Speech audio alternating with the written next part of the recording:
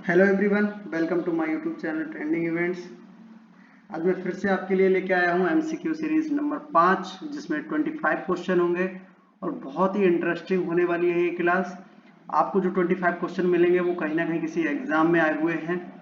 और एक चीज़ हमेशा याद रखना है कि वीडियो को स्किप मत करना, क्योंकि आपने अगर स्किप कर दिया तो क्वेश्चन छूट जाएंगे।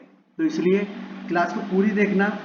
बहुत शॉर्ट टाइम में मैंने बहुत अच्छे अच्छे क्वेश्चन इसमें डाले हैं जो प्रीवियस ईयर में पूछे गए हैं एग्जाम्स में। तो प्लीज़ इनको बिना स्किप किए सारे क्वेश्चंस देखना। तो स्टार्ट करते हैं बिना किसी देरी के। मैंने इससे पहले 100 क्वेश्चन करा चुके हैं और यहाँ से फिर मैं 101 यानी कि 101 नंबर क्वेश्चन करा रहा हूँ। आइए देखते हैं ये क्या कह रहा है कि the number of gram equivalent weight per litre of solution is known as. क्या होगा? नॉर्मेलिटी होगी, मोलैरिटी होगी, फॉर्मेलिटी होगी या मोलैलिटी होगी? इसका राइट आंसर क्या होगा? तो इसका राइट आंसर होगा option number A is the right answer.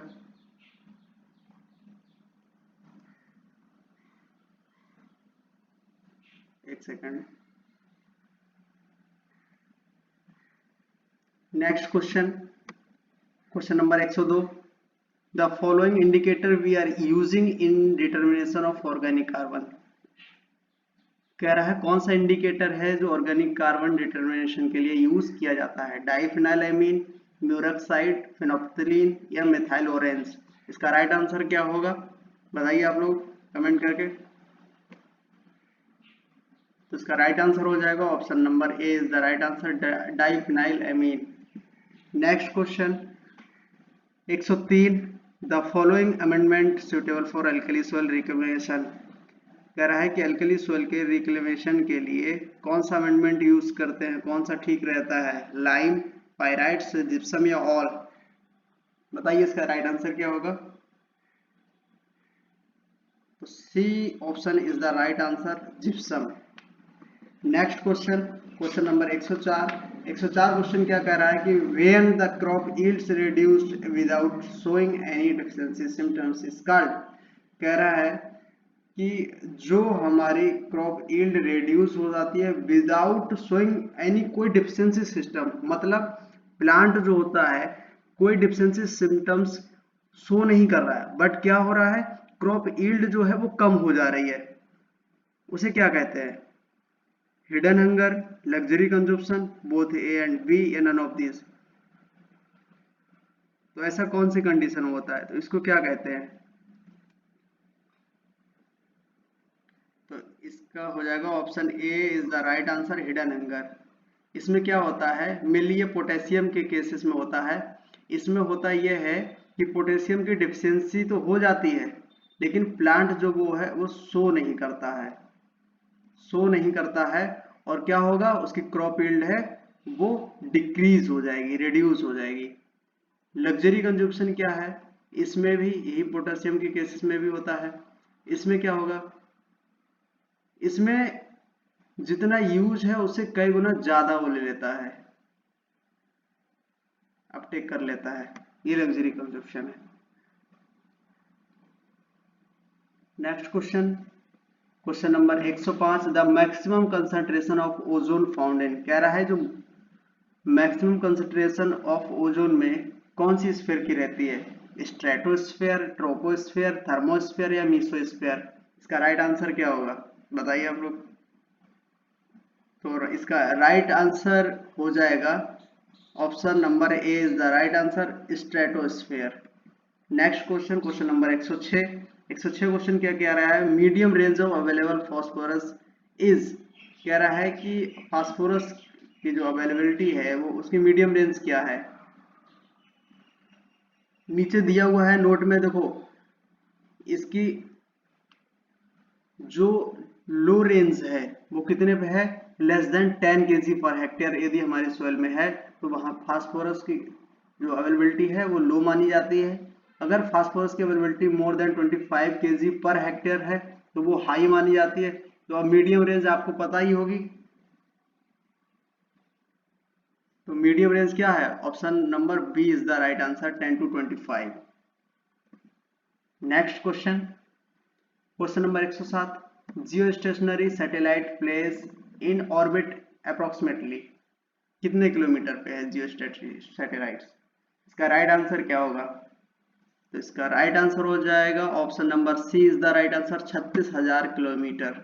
Next question, the father of GIS, GIS means geographic information system, इसके फादर कौन है? डॉक्टर आर टॉमलिंसन या एग्रीकोला, हार्वर्ड या नन ऑफ दीज? इसका राइट आंसर क्या है 108 का? तो इसका आंसर हो जाएगा option number A is the right answer, doctor R Tomlinson. Next question, the hydrogen atoms in water are attached to the oxygen at an angle of, कह रहा है जो हाइड्रोजन एटम्स वाटर से अटैच होता है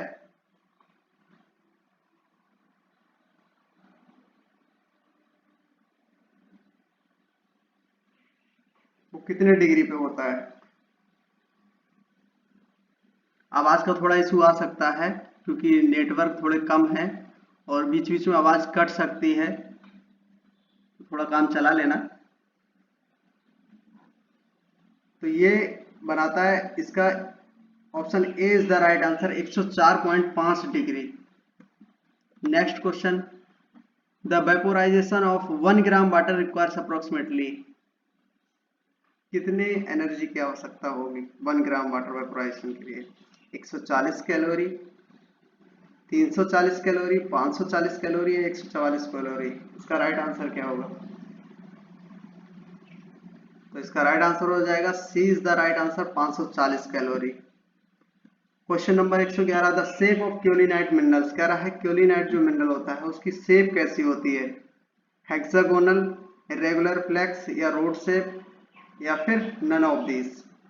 इसका राइट आंसर क्या होगा? तो इसका राइट आंसर हो जाएगा option number A is the right answer, hexagonal shape. Next question, the activity of bacteria and actinomycetes maximum at, कह रहा है जो बैक्टीरिया एंड एक्टिनोमाइसिटीज की जो एक्टिविटी है वो मैक्सिमम कितने टेम्परेचर पर होती है?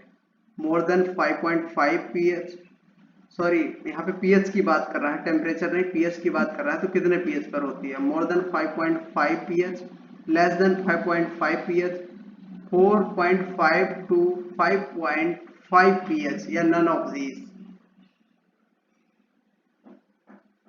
तो इसका राइट आंसर हो जाएगा option number A is the right answer, more than 5.5 pH।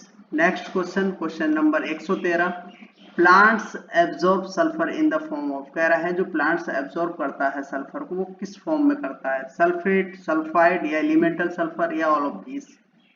बताइए इसका राइट आंसर क्या होगा? तो इसका राइट आंसर हो जाएगा option number A is the right answer, sulphate form.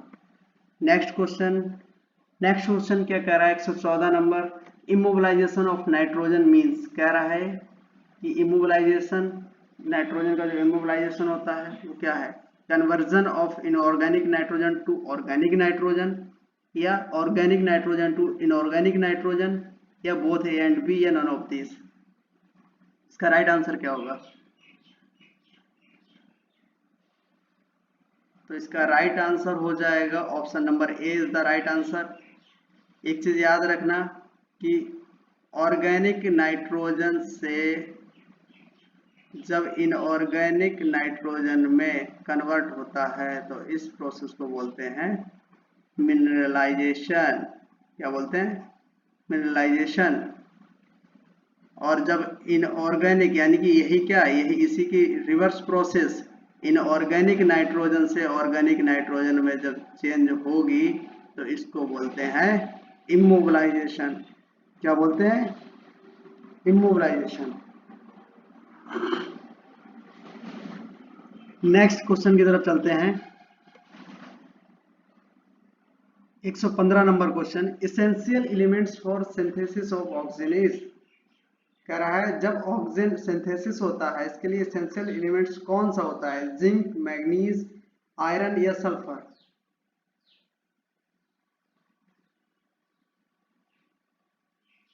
तो इसका राइट आंसर हो जाएगा option number A is the right answer, zinc. Next question, question number 116, GPS is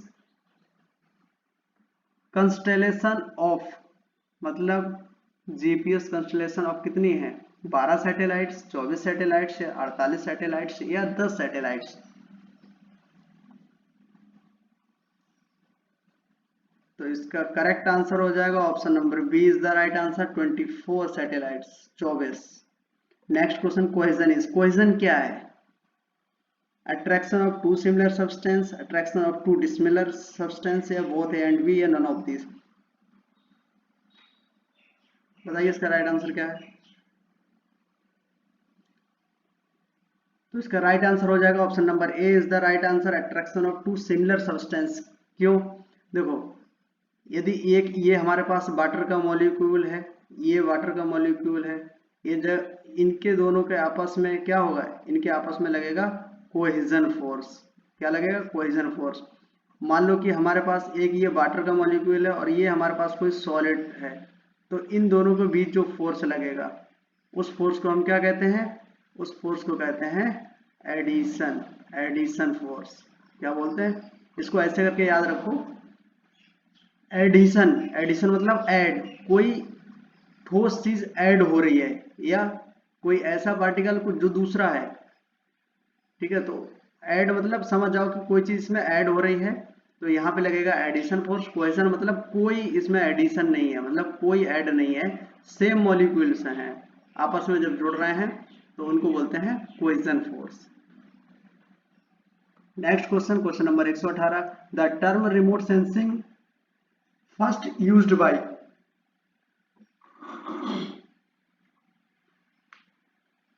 the term remote sensing first used by, सबसे पहले remote sensing जो terms थी वो किसने यूज की? टॉमलिंसन, पार्कर, एवेलियन, एल्फ्रूट या मार्शल? तो इसका राइट आंसर हो जाएगा option number C is the right answer, एवेलियन, एल्फ्रूट। Next question 119, acid rain is, acid rain, rain with oxide of nitrogen and sulphur, rain with NaCl, oxide of lime, या all of this? तो इसका right answer क्या हो जाएगा? तो option A is the right answer, rain with oxide of nitrogen and sulphur. Next question की तरफ चलते हैं, question number 120, the following element important for tuber development, कह रहा है कि इनमें से ट्यूबर डेवलपमेंट के लिए कौन सा एलिमेंट इंपॉर्टेंट होता है? Option number A nitrogen, B phosphorus, C potassium, D sulphur.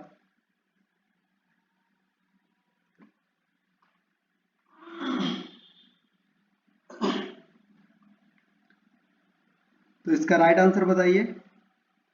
इसका राइट आंसर हो जाएगा phosphorus, B is the right answer. Next question की तरफ चलते हैं, readily available potassium in soil ranges from,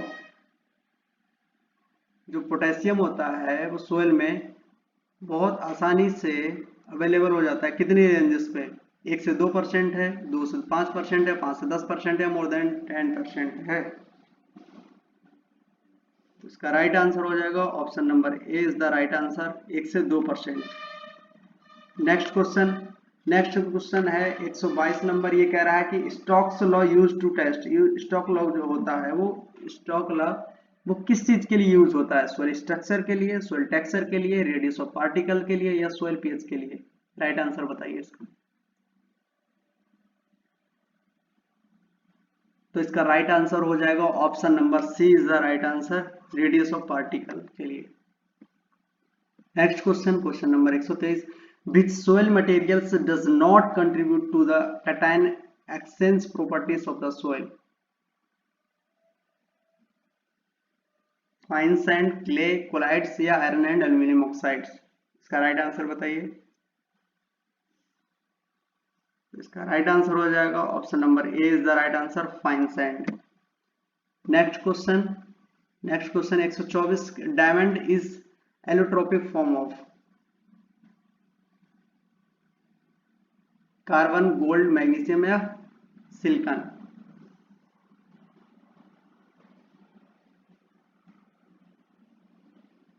इसका राइट आंसर हो जाएगा option number A is the right answer, carbon. Next question, and आज की क्लास का ये लास्ट क्वेश्चन है। क्या कह रहा है? Reduction of nitrates and nitrites bye micro organism is called. कह रहा है नाइट्रेट्स एंड नाइट्राइट्स के द्वारा, किसके? माइक्रो ऑर्गेनिज्म के द्वारा जो नाइट्राइट और नाइट्रेट्स का क्या हो रहा है? रिडक्शन हो रहा है, उसको क्या कहेंगे? लीचिंग, नाइट्रिफिकेशन, डीनाइट्रिफिकेशन या वोलेटिलाइजेशन?